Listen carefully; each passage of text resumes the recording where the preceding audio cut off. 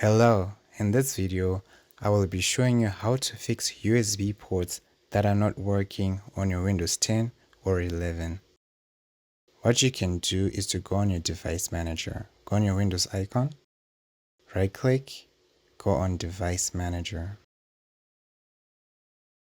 Once this is opened, go under universal serial bus, click on it, and you'll see your ports.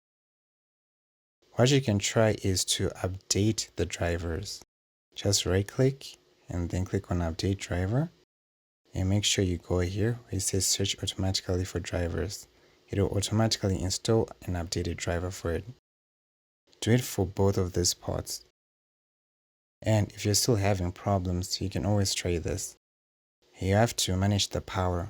Right click, go on properties, go on power management and unclick this.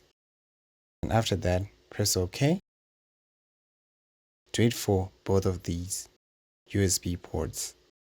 And if you're still having trouble, what you can try is to right click and then click on uninstall device.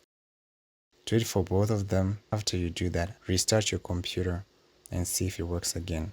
And you're done.